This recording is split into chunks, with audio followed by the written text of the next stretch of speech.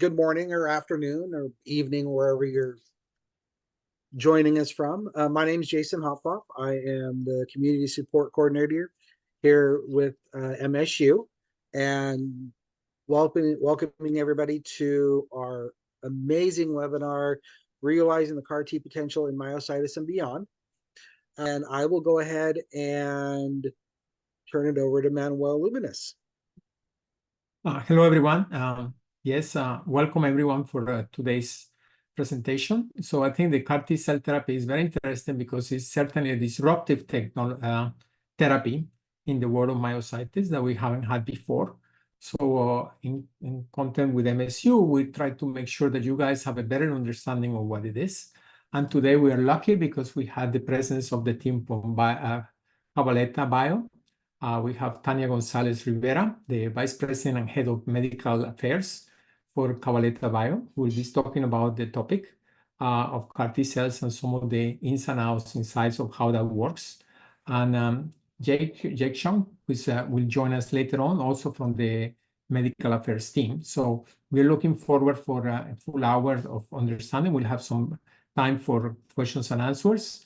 And then hope you guys enjoy this because I think it's a very important type of therapy that we really need to know more about as myositis patients. Ready to go? Tania? Thank you. Yes, thank you, Manuel.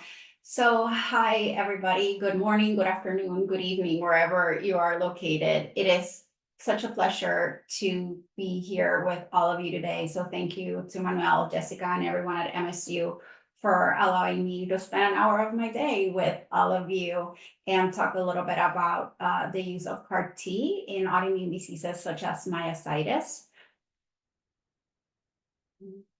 My slide? Okay. As a publicly traded company, I am required by my legal counterparts to put in a disclaimer slide, but I promise you I won't make you read, and it's not an eye test.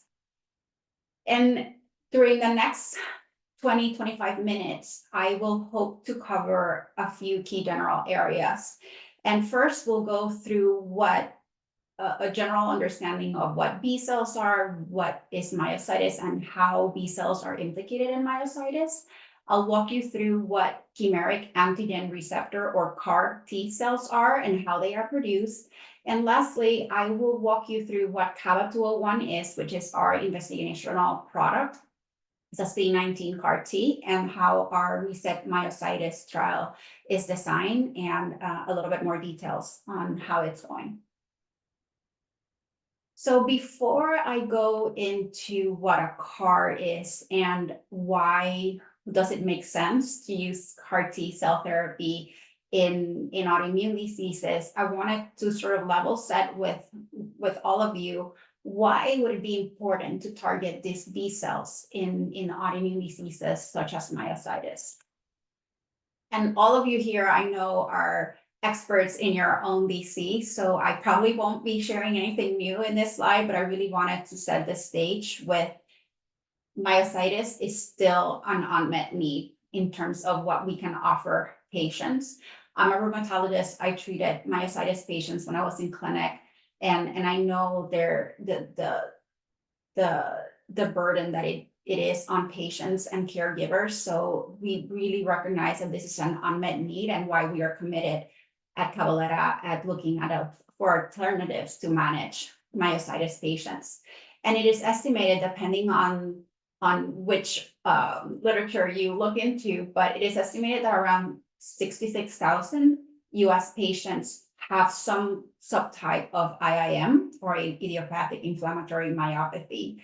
And it goes beyond the muscle. And depending on the subtype that you might have, you can have manifestations in your lungs. You can have manifestations of the vascular system with Raynaud's phenomenon.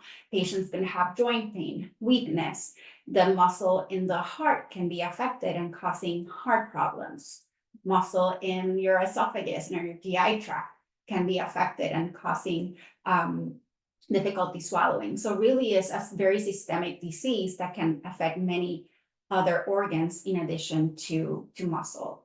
And for some subsets of the disease, there are skin manifestations such as mechanics hands, Gottron's papules, heliotrope rashes that also cause quite a bit of distress to patients. And my apologies if it might be too basic for all of you, but I really wanted to give a one-on-one on what blood cells I'm going to be referencing during the presentation. And for example, when you get labs done, a CBC, the complete blood cell count, there are three main things that physicians look at. One is the white blood cells. We look at the red blood cells and platelets. And on the left side of the screen, you will see a picture or a diagram of these types of cell. On the bottom middle, you'll see erythrocyte, which is a red blood cell. On the right are the platelets that help us stop bleeding, right? They form clots. And on the top line, you will see different types of white blood cells. So when we report or see the report for white blood cells, that includes monocytes, lymphocytes, neutrophils, and other types of cells. Why is this relevant to me covering these types of cells before explaining what CAR T is? Because within those lymphocytes, there are two main types of lymphocytes. And you see I made a red oval around the two key types that I want to talk about are the B lymphocytes and the T lymphocytes. They can also be referenced to as B cells and T cells. So you'll see me, or you'll hear me using these terms interchangeably. And basically, those white blood cells are part of the immune system. So that's why this is all relevant before we go into details of CAR T. And for a long time, we've known that B cells, or the B lymphocytes, play a key role in autoimmune diseases such as myositis. And here I'm going to, of course, concentrate on myositis because it's relevant to all of you as an audience. But similarly, this is the case for systemic sclerosis, for lupus, for myasthenia gravis, all diseases that are thought to be driven or in some way by B cells that are not functioning correctly. And B cells can contribute to manifestations of disease in many different ways.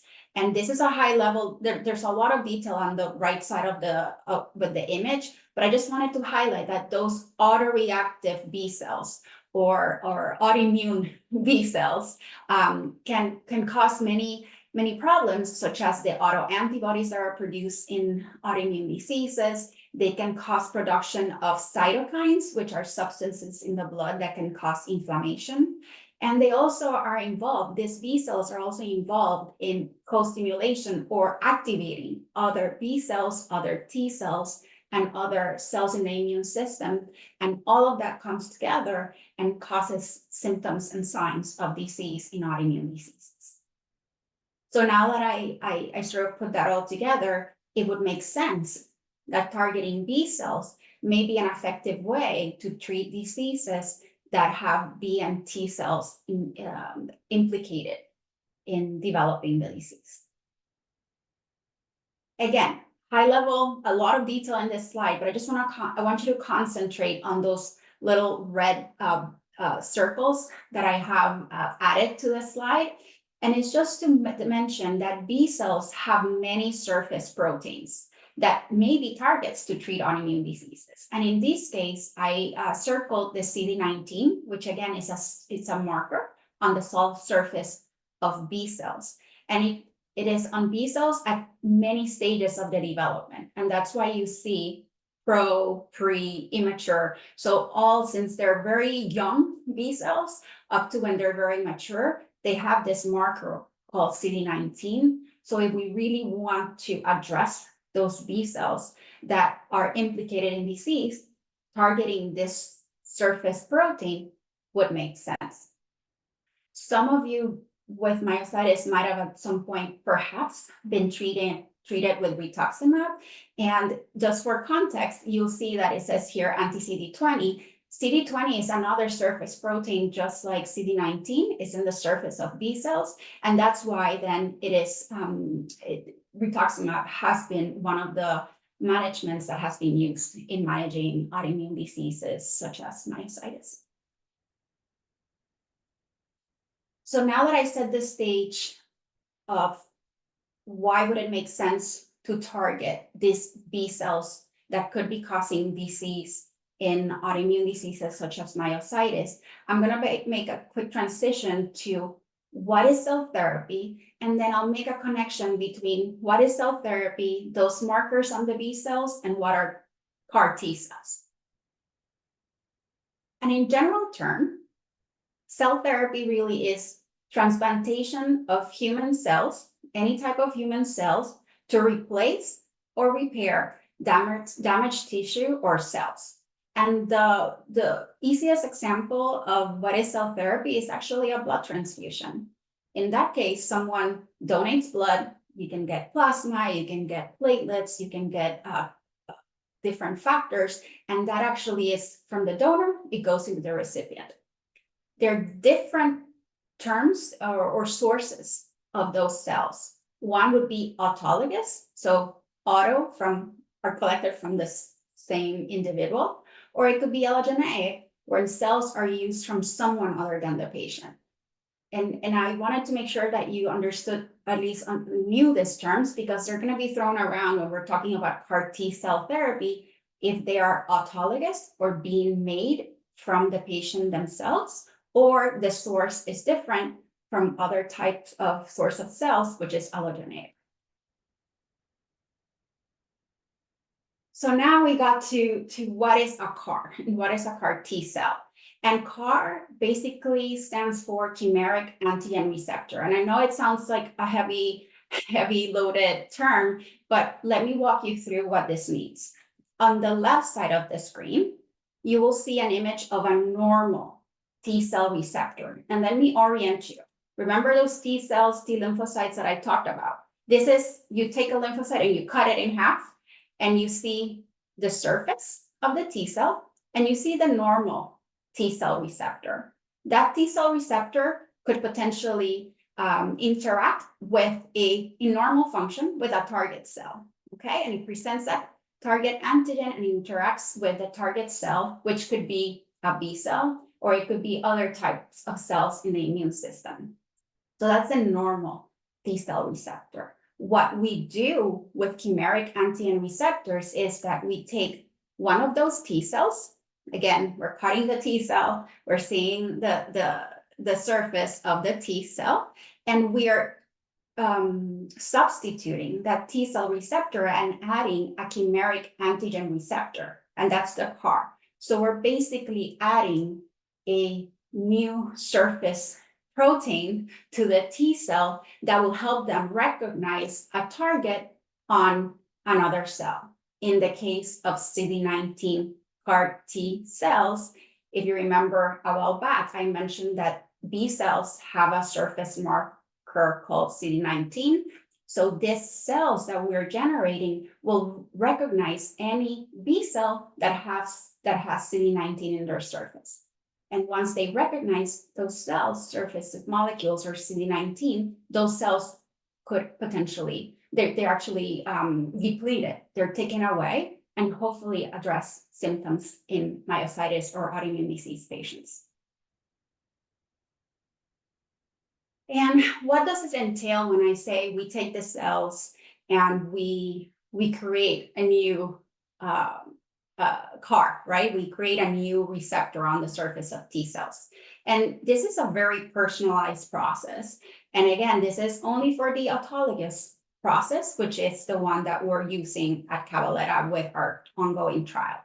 And there are we've narrowed it down to 6 steps, okay? And the first step is we have the patient with their own T cells. Then we do a procedure called leukapheresis, or apheresis, and that is basically like a blood donation. We collect blood, we extract those T cells that I was mentioning, and once we collect them, we put them in a lab, and we modify those T cells. You remember that T cell receptor, we're changing it to this new chimeric antigen receptor and inserting it in those cells.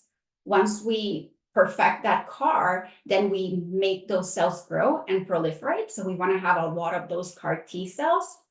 And once we have enough of those cells, that is ultimately the product. That is the CAR that we're delivering to the patient. An important step that might be different in different clinical trials is there is a step called what we call preparation, and we call it preconditioning, or it could be called lymphodepletion. And that step entails giving patients a type of chemotherapy to sort of prime the body to be able to receive those CAR T cells. Once the body is primed, we inject, you'll see in number 6, we'll inject those cells again into the patient, and those T cells, those CAR T cells, are going to go around and try to recognize all the cells that have CD19 in their surface. And this use of CD19 CARs is not new to autoimmune disease. Since 2017, there are 4 FDA-approved CD19 CAR Ts to be used in some types of cancers. So really, we already have some, we have data on these products, on some products in terms of what they can offer oncology patients. And what we've seen is very impressive data coming from the oncology space, where we see very high degree of complete remission or long-term remission. And it's really changed the landscape of how some types of cancers are being managed. Just to bring back again, what we're doing here, and I just want to make sure that we all understand what we're trying to address with this CD19s. I'm going to orient you here. So we have the the CAR T cell. It's a T cell with the new receptor. You see the purple cell in the middle. The CAR T cell has this anti-CD19 CAR T, and you will find all those B cells are autoimmune or autoreactive, producing autoantibodies. Recognize them because they have that surface protein called CD19, and it will kill those cells. Despite all of the great things that we've observed in the oncology space with the complete and long-term remissions that these products have achieved, it is important also to note that therapies have adverse events. And I wanted to make sure to mention some of the known adverse events that have been reported in association with these therapies. And 2 of the ones that actually are mentioned quite often, and you might read about them or you might hear it when you hear about these trials. One is CRS, or cytokine release syndrome, and the other one is immune effector cell associated neurotoxicity syndrome. And I know it's quite a mouthful, and for short, it's called ICANS. And those 2 events are associated to the use of CAR T cell therapy. And in a nutshell, what happens is the body produces a storm of inflammation in response to those CAR T cells. And these 2 syndromes can cause fever, can cause shortness of breath, or it can cause neurologic manifestations such as dizziness or seizures. And this is something that could be managed. There are medications that are used to manage these syndromes, but that's why it's important that once patients receive this CAR T therapy, either for oncology or in a clinical trial for autoimmune diseases, there needs to be some level of monitoring that happens in those first few weeks once a patient gets the infusion of CAR T cells, because we really need to recognize these side effects early, because they can be managed, but it's important to recognize them early in a very specialized center. There's also a risk of infections, which is likely secondary because we're sort of wiping away some of the B cells or most of the B cells. And even though in autoimmune diseases, they're causing manifestations of the disease, B cells are important also in fighting infections. So we really would put patients, there's a risk of infections with these therapies. And there have been reports of secondary cancers associated to these therapies, including T-cell lymphomas. And the jury is still out to determine if these cancers that have been seen in the long-term data in oncology patients and cancer patients, if it's related to the therapy or if it's related to the course of the disease. But nonetheless, the FDA is really monitoring this. There has been changes in the prescribing information of some of those oncology products. So really there's a high degree of surveillance and monitoring that is needed. Okay, so now we're almost to the end of the presentation, and so I can talk a little bit about our trial and our molecule, but I just wanted to take a pause and sort of go again through what we learned. We learned about the B cells and the T cells and why they're important. We learned that the CARs are a surface molecule that we add to T cells to help recognize cells, depending on if you create a CAR that's CD19 or there are other types of markers. And we can understand that in the oncology space, in oncology diseases that are driven by B cells, this has has shown very positive results. Back in 2021, there started to be reports from a group in Germany, led by Professor Shed, and you perhaps have heard or have read news about this, about the use of a CD19 CAR to treat autoimmune diseases such as lupus, myositis, and systemic sclerosis.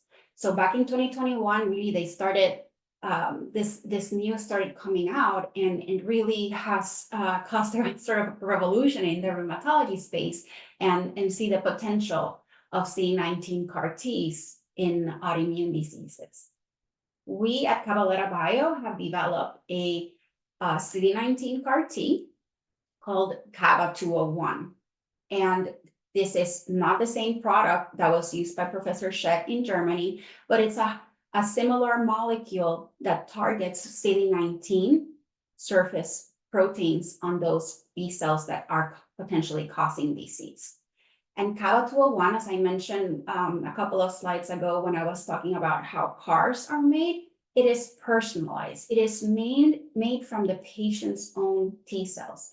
And it uses your immune system to basically find those B cells that are causing disease and hopefully restore the body with new healthy B cells that will start coming along after we wipe out all the bad B cells that potentially could be causing disease. On the right side of the screen, you'll see again an illustration of how we make the product, but we already saw previously that it's a really personalized process where we extract the cells, we add this CARs to the T cells, and then they're infused back into the patient. So how did we design our trial? And our trial right now is called Reset Myositis. And we have similar trials for lupus, systemic sclerosis, myasthenia gravis, and pemphigus vulgaris. But really here, of course, I'm going to concentrate on Reset Myositis. And in Reset Myositis, which is a phase 1/2 trial, we're looking at the use of CABA-201 to address myositis. And who can participate? Currently, we're enrolling patients between the ages of 18 to 75 years of age. We recently added a juvenile cohort, but we're still not, we still don't have active sites, but in the future, we hope to recruit patients who are younger than 18. Patients have to have a diagnosis of myositis, and at this point in time, we are evaluating 3 different types of myositis: antisynthetase syndrome, dermatomyositis, and immune-mediated necrotizing myopathy. So currently, we're only evaluating those 3 cohorts in our trial. Patients have to have at least one autoantibody associated with one of the subtypes that we're evaluating. And importantly, patients have to have active disease despite being on medications to treat myositis. So this is when you'll see perhaps in some forums when we say refractory patients, and that means that we are looking for patients that have been treated with the usual therapies that are being used, and they're still having active disease despite that. This is really just a really quick summary of our inclusion criteria, and there are many additional requirements that could apply. So the best way to really determine if someone's eligible will be with a study doctor. On the right side of the screen, you'll see a quick overview of what we do in the trial. And because we're a phase 1/2 study, our primary endpoint, or the most important, or the main endpoint, or what we're trying to sort out, is at day 29, is the incidence and severity of adverse events. Okay, so that would be our first goal, is to understand how is CABA-201 behaving, or how are patients faring 29 days post the infusion in terms of any adverse events. We have already spoken about what are the different steps that go into before getting the infusion of CABA-201, but let me just refresh really quickly those steps. Patient is screened. They have one of the 3 cohort diseases that we are evaluating in our cohorts, right? Patients get leukapheresis. Again, that's a fancy term for saying that we're taking the blood and extracting those T lymphocytes. We produce the CABA-201, which is the personalized medicine that you will receive. We will prime the body with preconditioning with this chemotherapy agents, which are called fludarabine and cyclophosphamide. And perhaps cyclophosphamide might be a familiar name to some of you that have perhaps received it to manage their myositis. But here we're really using it to sort of prime the body to then at day 1, or what we call day 1 of our study, is to receive a one-time dose of our product, our investigational product called CABA-201. Despite, of course, having our primary endpoint at day 29, we really were going to collect data in terms of efficacy. What are those patients improving? We're looking at the CK levels, other muscle markers like aldolase. We're looking at what happens to their autoantibodies. And there are several visits that will happen after day 29, and we will follow up patients through year 3. Does it mean that patients have to come for 3 years in person to an appointment? That will be details that could be discussed face-to-face when a patient is talking to a study doctor, but some of those visits later on potentially could be done on a virtual basis. So now I wanted to share some data from the first myositis patient that we treated with CABA-201. And this is data that we shared at the European League Against Rheumatism meeting in Vienna earlier in June. And we were very pleased to share that the first patient actually that got treated with CABA-201 in our trial was actually a myositis patient. It was an IMNM patient who was 33, had disease for about 2 years. Prior therapies that he had received were IVIG, rituximab, methotrexate, and glucocorticoids at different doses. At the time that he was screened for the trial, he was receiving methotrexate and glucocorticoids. In terms of his autoantibodies, he was SRP positive, which is one of the autoantibodies that are known to happen in IMNM. And in terms of his disease activity and manifestations, the patient had a CK level in the 600s, and the MMT8, which is one of the clinical tools that we use to evaluate muscle groups in terms of strength, was around 130, with normal being around 150. And in terms of disease manifestations, he had muscle weakness and difficulty swallowing. When we presented this data in June, we had 84 days. It had been 84 days since the patient had received the infusion of CABA-201. And if you remember from a couple of slides before, our primary endpoint at day 29, so 29 days after receiving CABA-201, is to look at development of any adverse events. And what we observe is that by day 29, the patient had not, and actually here by day 84, the patient had no evidence of CRS or ICANS, which are those side effects that I mentioned previously that are associated to CAR T cell therapy and sort of this cytokine storm of inflammation. No infections, no low immunoglobulins, and no serious adverse events. Importantly, the patient had been able to discontinue methotrexate prior to the infusion and was able to taper his prednisone by day 3 post the infusion. As I mentioned previously, these therapies are usually given within a healthcare setting, even in the oncology space. And for our protocol, we require patients to stay in the hospital for several days just to observe for any adverse events. This patient was able to be discharged 4 days after being monitored after receiving CABA-201 and did not receive any of those therapies that we use to manage CRS or ICANS.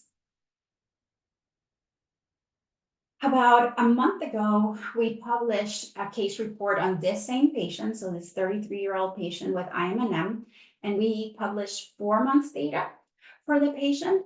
And I'm happy to share that if you take a look on the upper left side of the screen, you'll see the autoantibody profile for this patient. And you can see that looking at SRP9, SRP54, Rho52, and other autoantibodies, they all were trending down by week 16.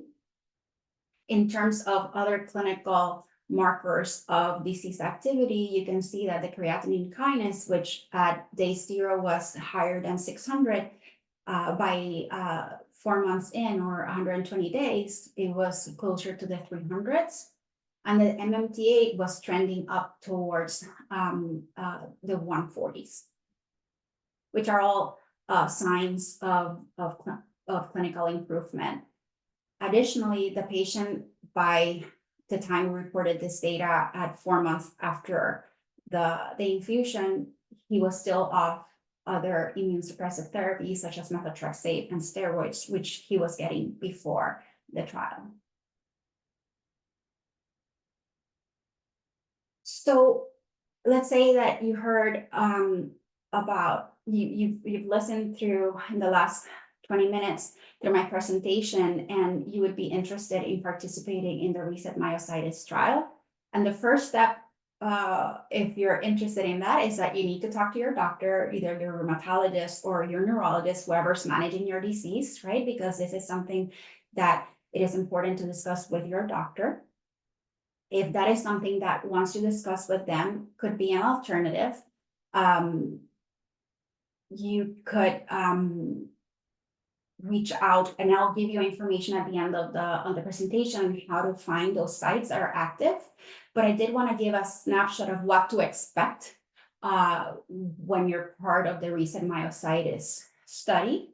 And of course, we want to understand what CABA-201 could do for patients with myositis. But as a patient, you would be able to be contributing an important role in understanding myositis and the advent of a potential new therapy. You will receive study-related care, tests, and procedures from a study doctor at no cost to you. And there could be compensation for your time during certain study visits and reimbursements for reasonable travel expenses. But again, I want to mention that this is something that is a very personal decision, need to be discussed with your doctor. And then the best way to understand if you're eligible for a trial would be to contact a site directly. And where are those sites? Currently, we have 9 trial sites across the US that are open and enrolling patients. And you might wonder, different from perhaps other clinical trials that you might have looked into, why there are only sites in specific sort of big medical centers. And this is because these therapies need to be administered in very specialized centers where we partner rheumatologists with oncologists or neurologists with oncologists to be able to manage the patients together. And with that, I conclude my presentation. If, again, you're interested in participating in the recent myositis trial, talk to your doctor. You can find more information on the trial here if you scan this QR code on your screen. There's also a website, www.resetmyositistrial.com, where you can find more information, or you can email us at clinicaltrials@cabalettabio.com, and we can point you in the right direction in terms of which could be the closest clinical trial site for you. And thank you for your time.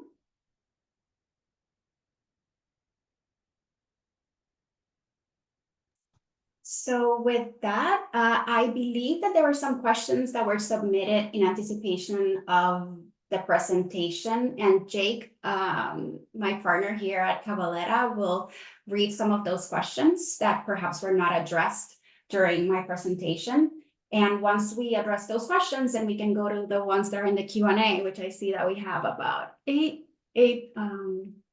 questions here in the Q&A.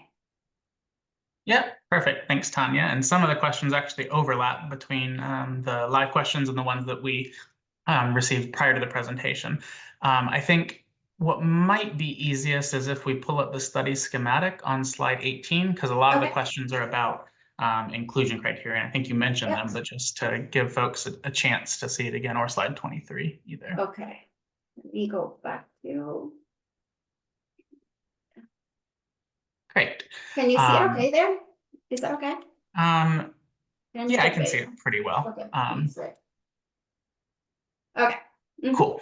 So the first question is about just reiterating the types of myositis that are included in the trial, and in particular, a question about necrotizing myopathy. As I think you mentioned, you know, the three types of myositis that are currently in the trial are antisynthetase syndrome, immune-mediated necrotizing myopathy, which would be this necrotizing myopathy, and dermatomyositis, with juvenile myositis to come. Is that correct?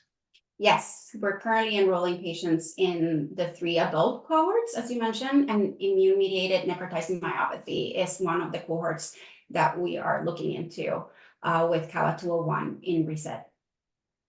All right, great. And I think you know, this is a question that we've heard at patient meetings and in discussions with patient advocacy groups like MSU in the past. But just to reiterate, a few questions about whether this trial is available for patients with IBM or inclusion body myositis.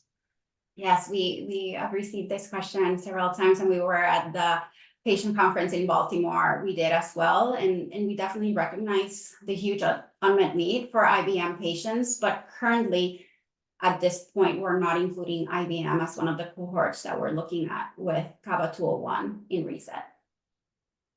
All right, thank you. A question about how is autoantibody criteria incorporated into the trial? And I think you mentioned it, and it's actually in this slide, so just maybe a reiteration on autoantibodies. Yes, so patients have to have at least one autoantibody associated to their myositis diagnosis, because there's different types of autoantibodies that there's different types of autoantibodies that are associated to each of the subtypes. We don't have an extensive list here on the slide to show, but the best way to know if the autoantibody that is present with the myositis diagnosis is to discuss directly with the study doctor, because they would be better able to evaluate a patient in the context of their diagnosis, their manifestations, and their autoantibody profile. Perfect, thank you. A question about how one determines what active myositis means. I think you mentioned refractory disease, but what does active myositis mean? What tests are done to evaluate this? Yeah, again, that is a question that will be better addressed directly with the study doctor once you are in direct conversations at the clinical trial site. But what we mean is that despite receiving therapies, like for example, for this patient that I mentioned with IMNM that was treated with CABA 201, the patient was still receiving methotrexate and steroids prior, had received other therapies like IVIGs, rituximab, and they were still showing signs of disease with weakness, so clinical evidence of weakness, and elevated muscle markers, specifically CK. So putting all of that together, the clinical picture, that means that the patient was active despite being on medications for treating myositis. All right, thank you. Next question that I see in the queue is about chemotherapy and preconditioning, and a question about how many times is this given, and what specifically are the drugs given for preconditioning? Perfect, great question. And sorry that I wasn't specific when I went over the study design. If you see on the screen, there's a point here that says preconditioning with fludarabine and cyclophosphamide. The regimen would be 3 doses of fludarabine, and that is given by vein, and then 1 dose of cyclophosphamide. So it will be received over a couple of days, right, because of the fludarabine, but really it's all a one-time preconditioning sort of cocktail in a way. All right, let's see. We do have a few very specific questions in the queue about specific eligibility criteria, so I won't go through those specifically. I think Tania's mentioned that really the best way to determine if you're eligible for this trial is when you're talking about your specific picture, is to have that conversation with your doctor and then with the study doctor if you decide to approach the site. So I'll move on to a couple of questions that I think are now in the queue here. And one's an interesting one about looking at kind of your overall blood markers that you have before treatment. So how can you tell that, for example, you've got CD20 positivity before rituximab, or CD19 positivity before something like a CAR T cell therapy? That's a great question. There are ways to check B cells and those markers. Even at times, some rheumatologists or some physicians who are managing with rituximab could do this in the outpatient setting, and there could be commercial labs, but we don't typically check. We don't expect a patient to come in for the trial and have that checked previously. Again, that's a conversation that will happen, and will happen when you're evaluated for the trial. Everybody's B cells will have CD19 or CD20 and CD20 as a marker on the surface of the B cells. So it's not a matter of if you have them, right? This is a marker that exists on all B cells.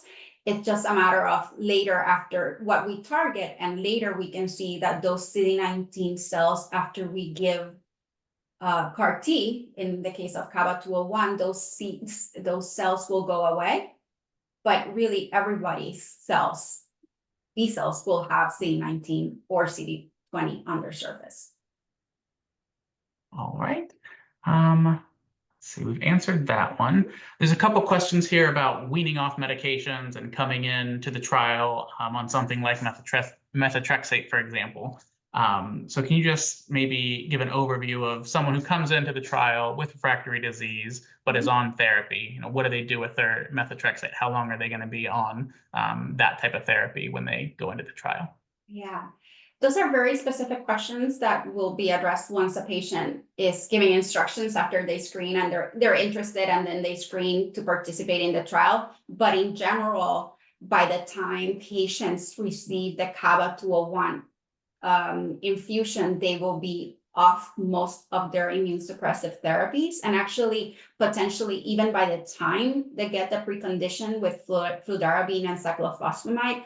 But again, those are very specific questions because we have different guidance depending on what therapy is, it methotrexate or your steroids, but patients will be given very detailed instructions on what to do. So that shouldn't be something that should preclude in terms of what do I do with my medications. Please, those are conversations that you have with your study physician. And there are situations, if there are flares, there could be considerations on what to do with flares during the study. But again, this is a conversation with your study doctor, and that will all be covered when that evaluation happens. Perfect. There's a request about the current trial sites and where they are in the US. So maybe if we can just show slide 25 again and give people a sense of the map. Yeah. And I'll just note, one of these dots says ×2, and just above that, there's a couple of sites in Chicago. So if people are counting the 9 trial sites open, but the 8 dots, that's because Chicago has 2 sites. Yes. Yeah, and I just wanted to emphasize here, and I think I mentioned during the presentation that we have this 9 sites active right now, but hopefully we will have additional centers in the future. And as different from other trials that perhaps could happen in your rheumatologist office where you receive an infusion or at not a huge medical center, these trials really need to happen in medical centers. And that's why perhaps some of you might be surprised that there are only right now 9 sites available, but really we want to make sure that this happens in a dedicated center that patients can be managed appropriately. All right, let's see. There's a question about managing side effects and any data or information that we have on the effect on fertility. So maybe we'll handle I'll ask the fertility question first, and then some specific side effect questions. So in terms of fertility, again, this is a question that might be better answered with the study physician in terms of any considerations that need to happen for that. And in terms of data of CAR T use and fertility impact, that is, again, something that needs to be discussed specifically with the sites and your study investigator if you decide to participate in the trial. Cyclophosphamide is a therapy that when we use it in autoimmune diseases to treat autoimmune diseases and in oncology, there needs to be some precautions. But again, this is a consideration that is best addressed with the study doctor. I think that is most of the questions. Manuel, if there's other ones that you see that you think we need to review, again, there's some questions in here that are very, very specific to individual circumstances and some overlap syndromes that I think, again, the best conversation is with the study doctor. I will pause and see, Manuel, if there's anything that you want to go over. So I think a couple of things. So we have always an international audience in our group. So some people are asking about clinical trials in Europe. Is there any plans to open clinical trials in Europe in the future? At this point, we're concentrating the RESET myositis trial in the US. Okay. If anything changes, the right place to look at that would be in clinicaltrials.gov, where we update regularly our clinical trial sites and where we have sites open.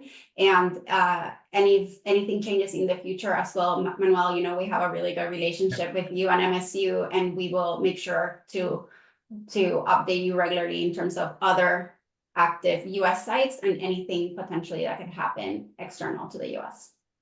So other thing I just want to make sure, so because it's a clinical trial, but all the other clinical trials we talk about, we always talk about placebo. So can you reiterate there is no placebo arm in this study? It's a big difference. Yes, thank you, Manuel, and I appreciate the question. So yes, this trial it's a phase 1/2 trial. All patients that enroll will receive CABA-201. There's no placebo. So there's no risk of potentially not receiving the investigational product. And yes, it's a big difference compared to other clinical trials. So once a patient is interested, qualifies, and is screened, they will receive CABA-201. Yeah, so I think other question I want to take for Caitlin, so what's about kind of permanent damage to the immune system? Like, can you get rid of totally your B cells? We talk about patients discussing some of the side effects with some of the current medications. Is there has been any report about like long-term immune system, like depletion, for example? Yeah. So what we know, thank you for the question. What we know from our data, specifically for this patient, that we even presented some of this data at EULAR and also in the case report, B cells that are CD19 positive, actually, there are no B cells by around 2 weeks in, about 10 to 15 days after CABA-201 infusion. So really, we don't detect any B cells. But then what we see is that there's a slow reconstitution or repopulation of new B cells after the body sort of is able to produce B cells again. For our data, that's what we have. The Shed group has published, the German group led by Dr. Shed, which included 15 patients, 3 of those with antisynthetase syndrome, and this was recently published in a New England Journal report. What he's shown is that those B cells, the B cells do come back after a while. So yes, the long-winded answer to the question is yes, we wipe them out and there is a risk for infections, but the B cells come back. And what he's seen is that even those potential to fight infections after you're vaccinated, right? Because it makes you wonder what happens to my immune system if I'm vaccinated and I wipe out my B cells, what happens? Though that vaccine response remained the same, so remained steady, so patients were still protected despite the B cells going away. Okay, and I think it's a good question from Darlene about amyopathic dermatomyositis. You know, that depends on the group. Either in Asia or United States, you have a significant group of patients with amyopathic dermatomyositis, and we had a big discussion of those in the ELP-FTD last summer. So are they accepted for the trial? For example, the patient will have maybe DMA5, I assume. So what do you have anything about that, or how do you see those? I think in terms of specific autoantibodies that we're including, that that is again a conversation that needs to happen directly with the site. We are including dermatomyositis patients and antisynthetase patients. They do need to have muscle involvement. So if they have the skin manifestations, but perhaps not the muscle involvement, then potentially they wouldn't qualify specifically for this trial. But again, this is a conversation that might be better suited directly with the investigators at the site. Great. There's a request just to put up the QR code again. So I think it's the next slide. Yes. As we start to wrap up, that gives folks time to see what that QR code looks like. And make it a little bit bigger. But yeah, Manuel, over to you if any other questions that you've seen pop in. No, I think that's pretty much we have covered everything else. So. Okay, so again, Manuel, Jason, and everyone at MSU, thank you for the opportunity. We're really appreciative of the partnership and letting us come and talk to your amazing members and patients, caregivers. And please let us know if there are any questions. I'm happy to answer any questions that might come up. But again, thank you and have a great rest of your day. Thank you guys for coming, presenting. This is great. It gives us a lot of different hope now from different type of therapies available in 2024 now for new ways to look at myositis. So great. Jeff,